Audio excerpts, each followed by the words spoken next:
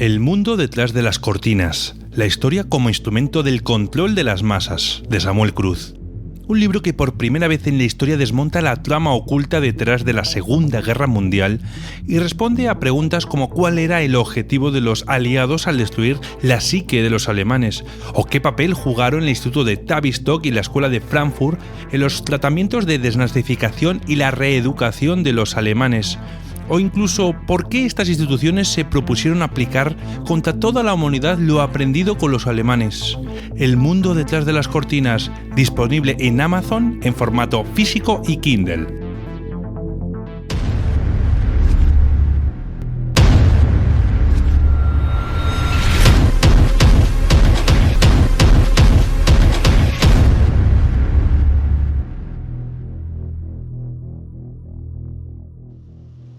Muy buenas a todos, bienvenidos. Soy Samuel Cruz, me encuentro con mi amigo Martín Álvarez y estamos iniciando un nuevo ciclo este 2021 de programas para TLB1, Toda la Verdad Primero. Agradecer la invitación por parte del director del canal, Juan Manuel Suaje Pinto. Y el programa que estamos iniciando le hemos dado por nombre Detrás de las Cortinas.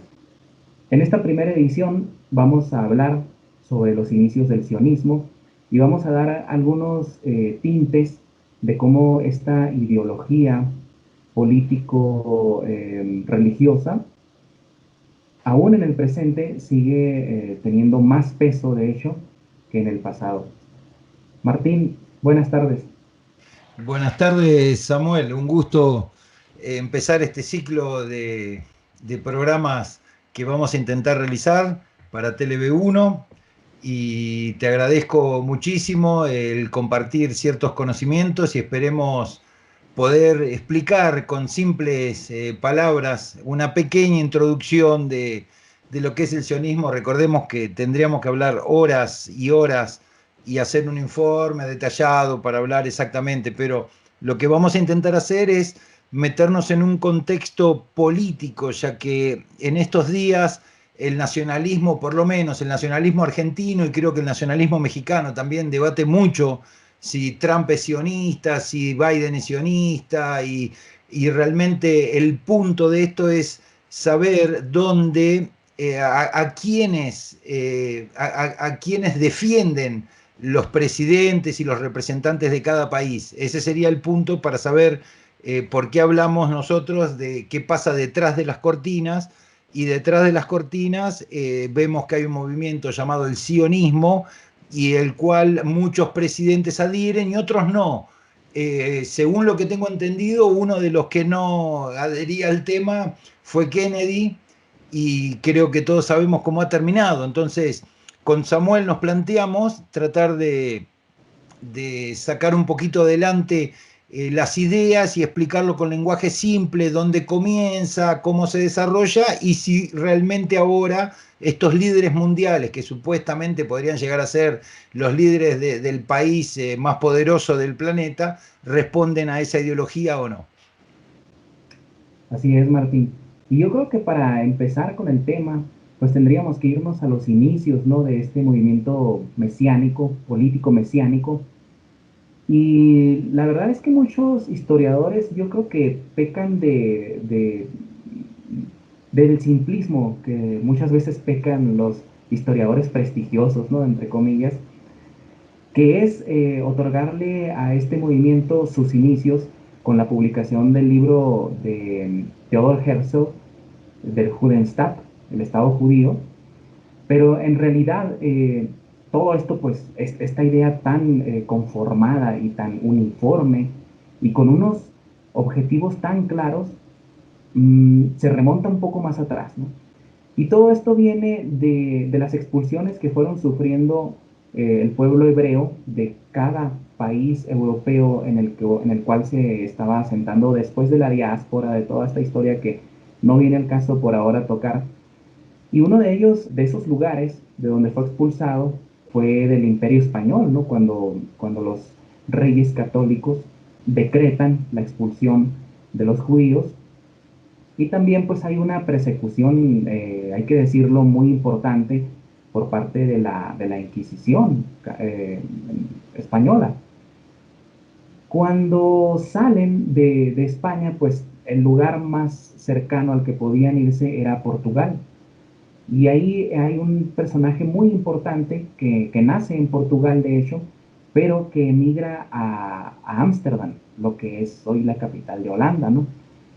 Es ahí donde Menace Ben Israel empieza a formar su carrera, de hecho llega a ser el gran rabino de Ámsterdam y es uno de los personajes que crea lo que vendría siendo el embrión de esta idea mesiánica de algunos países que adoptan ese epíteto de la Nueva Israel, porque Ámsterdam fue bautizada como la Nueva Israel por la comunidad judía, como después lo fue, como tú decías, mm, fuera de cámara, Inglaterra después, ¿no? Claro, la Nueva Entonces, Jerusalén, ellos decían también, claro, claro. sí, siempre, creo que siempre que llegan a un lugar, porque de hecho en Estados Unidos también le designaron la Nueva Jerusalén, entonces todo lo que Claro. sirva de, de, de refugio se le designa con este nombre, ¿no?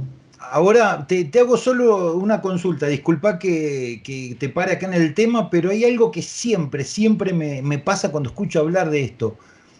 Porque siempre decimos los expulsan y parece que es que alguien se levantó un día y dijo, bueno, no los quiero ver más. Y acordate que como hablábamos antes, ellos, según lo que yo estuve estudiando dentro de lo que es la misma historia que ellos dictan, dicen que por más de 2000 años los vienen persiguiendo y quizás más también, ¿no? Porque serían, porque si contamos van por como el año 6000 y algo, así que bueno. Pero dice que los han echado de 80 países y ahora nombramos nosotros la expulsión por los reyes de España, que a la vez no eran los únicos, o sea, los habían expulsado de muchos otros países. La pregunta es, ¿por qué los expulsan? ¿Qué es lo que los lleva? O sea, porque si no siempre nos quedamos con el lado de que los expulsan y que ellos son las víctimas. Pero si a mí me echan de 80 lugares, vos no me vas a venir a decir, uy, pobre Martín. Digo yo, para analizar hechos y hechos puntuales y cosas puntuales que pasan, porque si no quedamos como la víctima de que hay algo, yo no le echo la culpa de nada a nadie, lo que trato de hacer es de analizarlo y saber si a mí me echan de 80 lugares, algo mal estoy haciendo yo. Entonces, quizás si hablamos un poco del por qué o qué pasa, quizás sabemos también, porque ellos enseguida lo que te buscan, no, que te lo juntan con los homosexuales, con esto, con lo otro, como si algo, no sé, los cristianos, los católicos tuvieran algo en contra de ellos por algo en especial. ¿Hay algún hecho puntual? ¿Qué es lo que hace que ellos... Bueno, yo a través de lo que he observado, ¿no? Del estudio de la historia sobre todo de las expulsiones que han sufrido, hay un tema central, ¿no? Que es la economía. Es cierto que hay otras cuestiones religiosas, ¿no? Se les acusaba de sacrificios humanos, sobre todo de niños, ¿no? De paganismo, pues se les acusaba, ¿no? Y se les perseguía como tal cuando la Iglesia Católica tiene ese auge, ¿no? Dentro de Europa.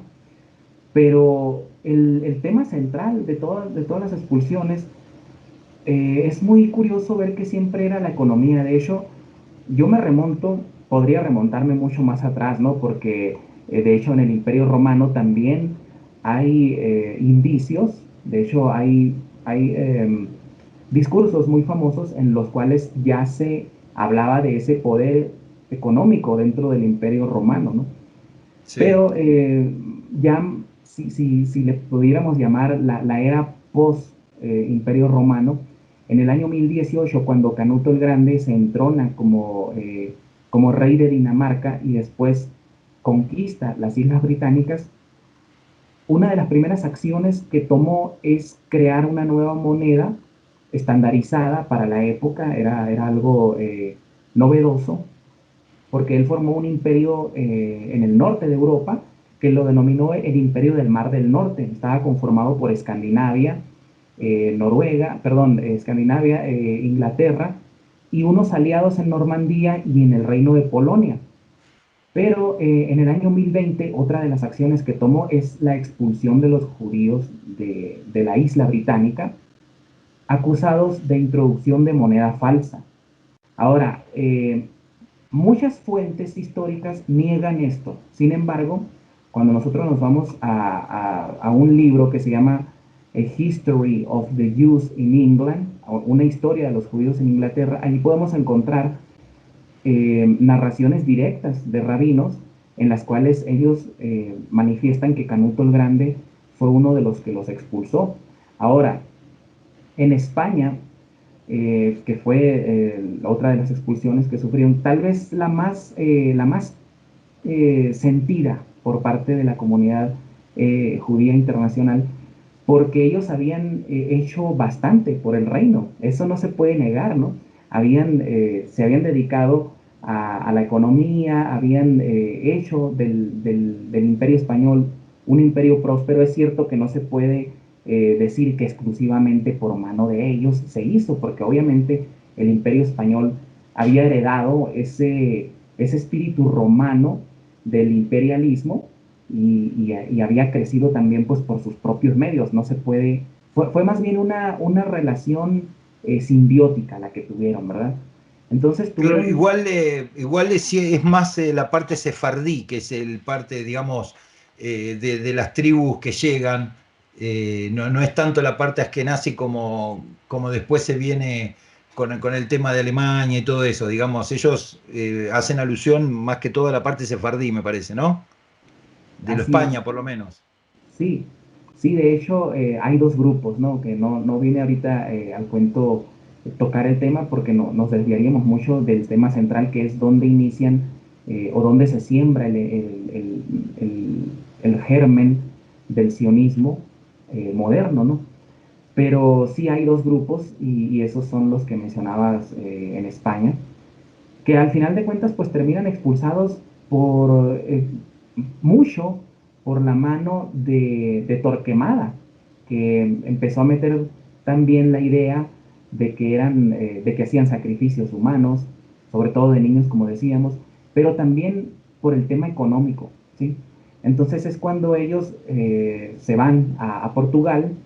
Hay una cuestión muy discutida, ¿no? Por ejemplo, las leyes que regían o que dictaban la expulsión, les decían a los judíos, es cierto que fue muy cruel que les dijeran, te puedes llevar tus bienes, no puedes sacar dinero, ¿no? No puedes sacar oro, que obviamente pues el oro en aquella época y hoy en día sería el modo de salir adelante en otro lugar, ¿no? Con un capital. Pero en cambio ellos les tenían prohibido sacar oro físico y lo que podían hacer es solamente llevarse sus cosas. Entonces era muy difícil que una persona dijera, pues me voy a llevar a mi casa, ¿verdad? Entonces al final tuvieron que malbaratar sus cosas. Eso es muy cierto, no podemos negarlo, ¿no? Hubo mucho abuso en la expulsión, ¿no? Y muchas personas pues aprovecharon esa situación, ¿no? Hubo personas que compraban una casa por un burro, por un medio de transporte, una carreta, o sea, algo que, un precio obviamente, Claro, claro. o un nivel de intercambio muy disparejo, ¿verdad? Entonces, sí había quedó un sentimiento en el pueblo hebreo de una sed de venganza. De hecho, no lo digo yo, no, son palabras del rabino Eli Zuli, porque ese sentimiento de venganza que quedó en el pueblo hebreo fue lo que los inspiró a ellos a convertirse en piratas después. Y no vamos a decir que lo inspiró exactamente eso, porque ya se dedicaban a eso mucho antes, ¿no? De hecho, también hay escritos romanos donde el historiador Flavio Josefo, que era judeo romano, da fe de que había judíos que se dedicaban a la piratería en los mares cercanos Claro. a lo que hoy es Israel, ¿verdad? Sí, sí, claro, claro. Según yo estuve haciendo una pequeña investigación y hice unas copias, me gustaría leerlo un poco, que es lo que hay conclusiones que ha llegado Jorge Guerra. Sabés que yo a veces tomo muchas de sus investigaciones como base porque creo que es bastante objetivo. Y él escribía, por ejemplo, pone, un judío de la corte era un banquero judío que manejaba las finanzas de la realeza europea o la nobleza. A cambio de sus servicios, los judíos de la corte obtuvieron privilegios sociales, incluido en algunos casos el otorgamiento de un estatus noble. Los judíos de la corte eran necesarios porque las prohibiciones contra la usura se aplicaban a los cristianos, pero no se aplicaban a los judíos. Y dice ejemplos de los que más tarde llamarían judíos de la corte surgieron en la Alta Edad Media, cuando la realeza, la nobleza y la iglesia pidieron dinero prestado a cambistas de dinero o los emplearon como financistas. De hecho, Oppenheimer con el rey Leopoldo, en un momento Leopoldo echa a todos los judíos, menos Oppenheimer también, por ejemplo. Y ya eran partes de digamos, parte de la corte en el estatus que tenía y sabiendo que Oppenheimer es el que le da su primer gran trabajo al primer Rothschild. Sí, de hecho, a cambio de privilegios, ellos hacían un trabajo que de hecho se les daba muy bien, ¿no? Se les sigue dando. Y regresando un poquito al tema de Canuto el Grande, cuando, pues, obviamente el tiempo inexorable se llevó la vida de Canuto el Grande y sus herederos no tuvieron el mismo genio que tenía él para gobernar todo ese imperio del Mar del Norte Mm. y fueron debilitando sus posesiones en Inglaterra hasta que la dinastía de Canuto el Grande pues desaparece y con el devenir del tiempo aparecen otros reyes. Al final hay un problema entre el heredero al trono, que se lo competía entre Harold Woodwison, que era netamente británico, y Guillermo el Conquistador, que era normando. Normandía está en Francia, ¿no? Como sabemos. Hay una guerra, ¿no? Hay una discusión ahí de que el heredero real era Guillermo el Conquistador, sin embargo, Harold Woodwison supuestamente se había eh, adueñado o había usurpado, ¿no? El trono.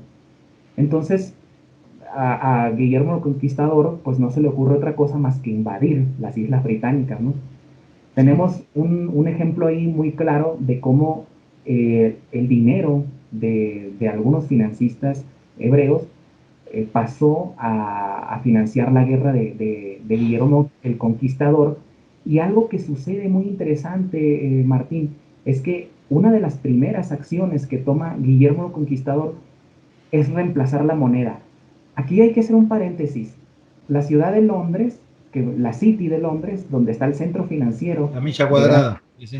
sí, la milla cuadrada de Gran Bretaña, nunca se tocó durante las batallas. ¿Eh? Hubo, Londina. Londina perdón, se llamaba antes. Londinia, sí, Londinia que pues vendría siendo creación de los romanos cuando los Claro, romanos claro. estuvieron en Gran Bretaña, ¿no? Pero Harold Whitwison los llevaba, perdón, Guillermo el Conquistador los llevaba como contadores. Y una de las tareas que les designó fue la creación del Doomsday Book. Este libro tenía el objetivo de hacer un inventario total de las riquezas que había en la isla. Y en un artículo que publicó The Economist, donde menciona abiertamente, ¿no?, que la tarea fue hecha por contadores judíos, pues se llevó a cabo este levantamiento de riqueza, pero dice en el artículo que entró hasta un simple arado, desde la finca, los caballos, las tierras, el oro que poseía un señor, hasta un simple arado entró dentro de este inventario.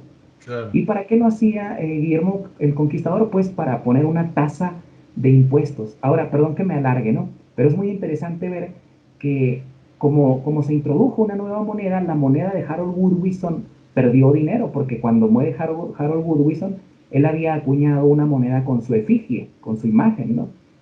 Entonces, ese dinero pierde valor ante el dinero o ante la moneda impuesta por Guillermo el Conquistador y sus contadores, y las personas que tenían fincas, que eran británicos netamente, pierden sus riquezas porque tienen que pedir prestado ese nuevo dinero y esas fincas y todas las propiedades pasan a ser propiedad de los nuevos administradores de la isla, en la que obviamente estaba esa oligarquía financiera de la que estamos hablando, ¿verdad?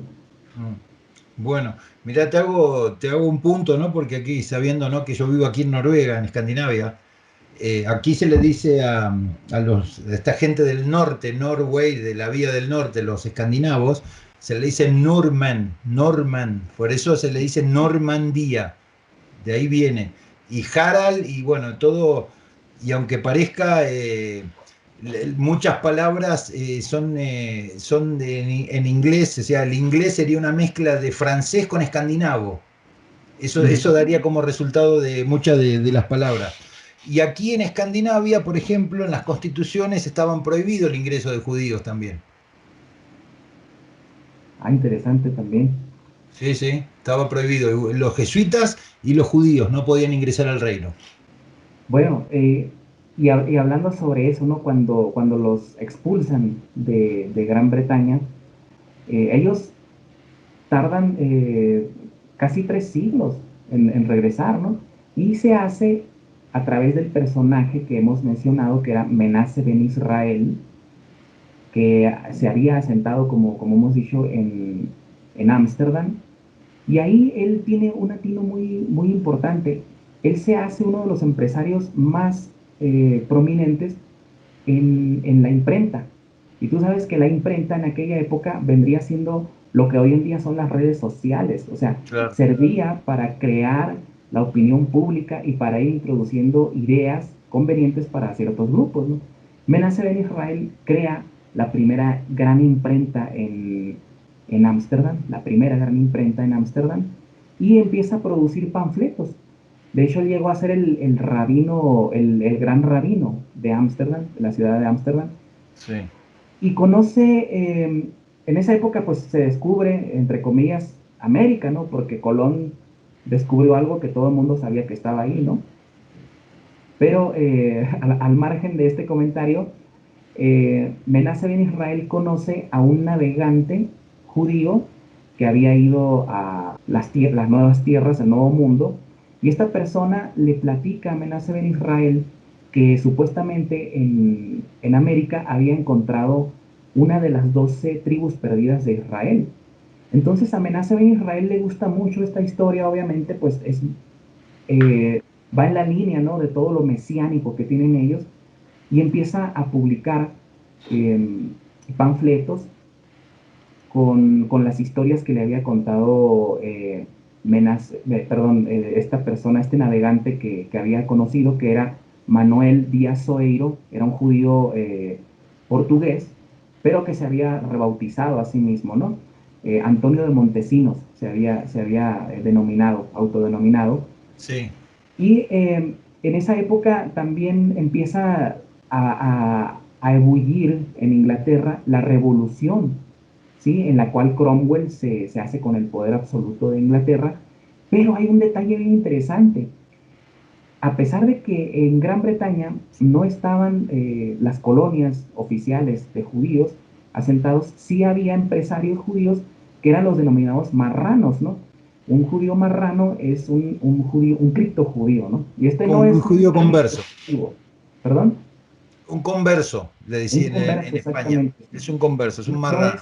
no es un término despectivo, es un término que incluso utilizan ellos también, ¿no? Sí, sí, que es Entonces, algo normal. Las palabras son palabras y tienen un nombre y se dice, porque si no, en cada cosa tenemos que estar mirando, porque parece que nosotros, que somos 7.000 y pico de millones de personas, nos tenemos que cuidar qué decimos de 15 millones. En algún momento, a mí me parece, la verdad, y las cosas se dicen así. así es. Pero bueno, regresando al tema, había un grupo de marranos en Gran Bretaña que se dedicaban al comercio y eran prominentes, ¿no? Se hacían pasar por empresarios españoles, ¿no? Y estas personas financiaron la carrera política de Cromwell. Entonces, cuando Cromwell se hace con el control de Inglaterra, ahí empieza a interesarle el tema de cómo era que supuestamente Antonio de Montesinos, este navegante, había encontrado en América a una de las 12 tribus perdidas de Israel, Y lo empiezan a entrevistar a Menace Ben Israel acerca de esto. Entonces él escribe un libro en el cual explica, y de hecho le manda una carta a uno de los políticos de Gran Bretaña, de los que había quedado en el poder, y publica un facsímil también en 1648 que se llama Mikvé Israel, donde él contaba todas las historias de Antonio de Montesinos. Entonces, este político era nada menos que John Dewey, ¿no? ¿Sí? Claro. El que le pregunta a Menace Ben Israel cómo era esto de que supuestamente en América estaban también los judíos. Y Menace Ben Israel, para contestarle, publica un libro que se hace muy famoso en Inglaterra y es como el germen del sionismo se empieza a sembrar. ¿Por qué digo esto? Porque la idea central de Menace Ben Israel era que para acelerar la llegada del Mesías, el pueblo hebreo tenía que estar asentado en todo el mundo, y para asentarse en todo el mundo tenía que estar en Inglaterra, que era una de las grandes potencias marítimas en aquella época, junto con Ámsterdam, Portugal y España. Claro, claro, claro, claro. Entonces, siempre los vemos como relacionados con los centros financieros y los centros de poder. O sea, en los lugares donde uno lo va nombrando, no lo, hay colonias, obviamente, como en África, que supuestamente también hay judíos africanos y todo eso, pero nosotros estamos hablando del sionismo que siempre está relacionado con centros de poder, siempre están relacionados con el poder, la economía, el comercio, siempre están en esos grandes centros de poder. De hecho, creo que hay una consanguinidad entre la familia real holandesa y la familia real británica, que supuestamente son parte tienen consanguinidad, entonces por lo tanto supuestamente descienden del rey David todos, por eso tienen ese... Ahora, antes de llegar ahí, ya hay, y creo que de ahí viene la palabra gueto, que son los primeros guetos en Venecia, donde los judíos se asientan, porque es, digamos, es la potencia del Mediterráneo que une Oriente con Occidente, y entonces ahí viene los primeros guetos se juntan ahí supuestamente después de la dispersión, ¿no? De los pueblos. Pero siempre ellos están en los centros de poder donde hay economía, donde hay mucho comercio. Ahora, hay otra parte, aparte de la parte económica y la parte eh, que quizás es la que más la gente, digamos, no siendo judía, es que es la que lo más lo detecta, que es, no sé, pongamos partes en sus rituales, como que de repente un rabino le hace la circuncisión a un niño con la boca. Te hablo de que hay una parte que no es solo económica ni de un centro de poder, pero tenemos también para el próximo programa entonces, podemos tocar lo que es la parte social, que sería la parte que más afecta a los nacionalismos y a los partidos que son, digamos, que ponen la bandera del nacionalismo primero y de las buenas costumbres, y quizás eso nos va a llevar otro programa para redondearlo. Así que esperemos que les haya gustado, esperemos que sea un buen comienzo, y desde ya les agradecemos por este espacio y bueno, nos despedimos y le paso la palabra entonces a mi compañero Samuel. Sí, Martín, como dices, en este programa pues hemos tratado de abordar una parte histórica, ¿no? De el embrión que se fue sembrando para lo que después se convertiría el sionismo político como lo conocemos hoy en día. Y esa parte social que estabas mencionando la vamos a dejar para la próxima edición de su programa Detrás de las Cortinas. Agradecer nuevamente a las personas que van a ver el programa, esperamos sus comentarios. De igual forma, esto ha sido el primer programa, tal vez un poquito atropellado, pero con el pasar de los programas ya iremos puliendo el programa. Así que muchísimas gracias al director del canal, Juan Manuel Suaje Pinto, y pues nos despedimos. Hasta la próxima. Hasta la próxima, muchísimas gracias.